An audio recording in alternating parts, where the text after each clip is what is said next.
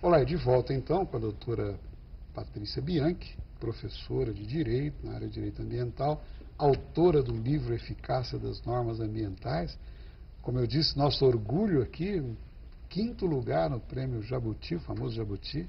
Doutora, eu queria comentar consigo o seguinte, a senhora se referiu aí no final da sua fala, no bloco anterior, diretamente ao governo brasileiro, inclusive.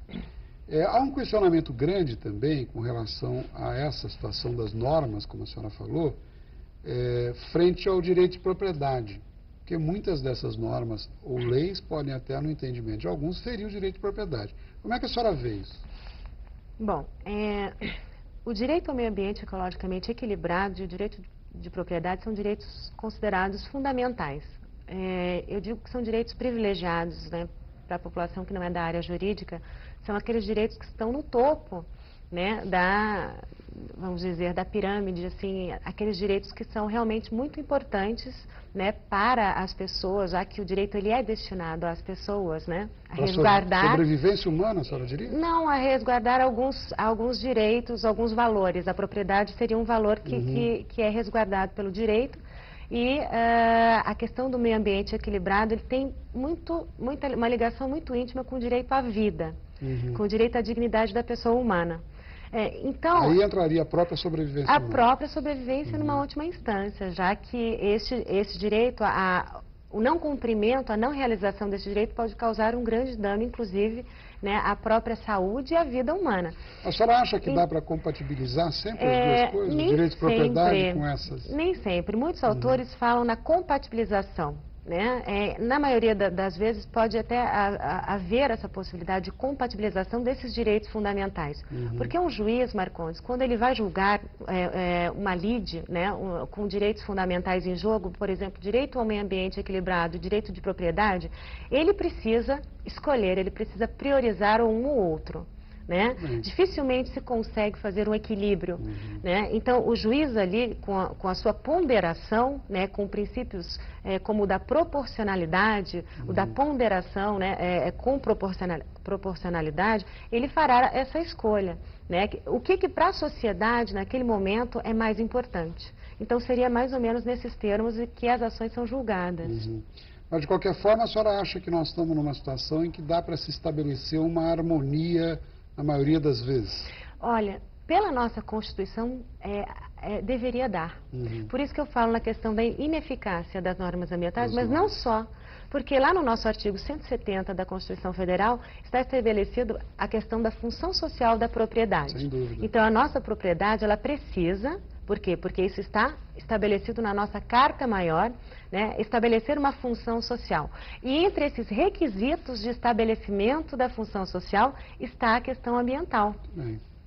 Doutora, e ainda nessa linha de raciocínio, eu gostaria que a senhora falasse um pouco conosco sobre a situação dos recursos hídricos e agricultura sustentável. A gente, por exemplo, aqui no Vale do Paraíba, com relação a recursos hídricos, nós temos aí o problema do Rio Paraíba, que corta toda a região, e essa situação toda que hoje preocupa todos nós. Qual a sua visão sobre isso? O que a senhora poderia acrescentar para a gente com relação à leitura que se faz hoje da situação da região? Trata-se de uma questão, a questão dos recursos hídricos, uma questão importantíssima, problemática, gravíssima, a questão do Rio Paraíba. Isso não só com relação aos esgotos, né, não tratados, que são despejados no rio, mas sobretudo, Marcondes, com relação aos dejetos químicos que são despejados e que vários estudos já foram realizados nesse sentido. Extração de areias. Extração de areias. Inclusive, a Universidade de Taubaté, há alguns anos, desenvolveu um estudo na área, né, fazendo análise da água do Rio Paraíba, que é destinada, inclusive, à população, né, que pensa-se que essa água já está sendo tratada, já está tratada, e com resíduos químicos, metais pesados, hormônios, farmacos, ou seja, elementos que estão afetando a saúde da população. Né, e que nós... Mas isso está melhorando? Está se fazendo alguma coisa ou não?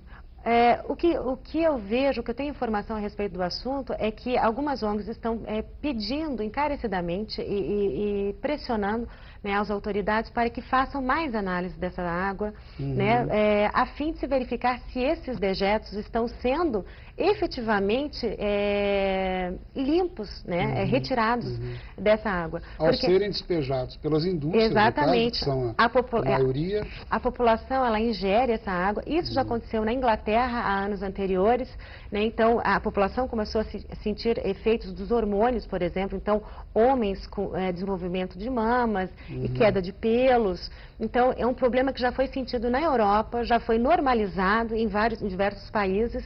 E aqui no Brasil, nós estamos com esse problema. A população não é informada. Por isso que eu digo que uma das chaves para a solução do problema... Você aborda no livro essa questão? Eu abordo essa questão, entre outras. Entre outras, né? A questão de nós estarmos nos submetendo a riscos que nós nem...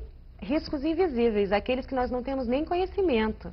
Daí a questão da educação ambiental, tão banalizada hoje, daí a importância dessa educação. Afinal de contas, é a água que nós consumimos, né? É a verdura, é a fruta que nós consumimos diariamente. Hoje não se fala mais de uma intoxicação por agrotóxico de forma aguda, e sim de uma forma crônica, aquela que nós tomamos doses homeopáticas, né, ao longo da vida, e que daqui a alguns anos nós sentiremos de uma forma drástica.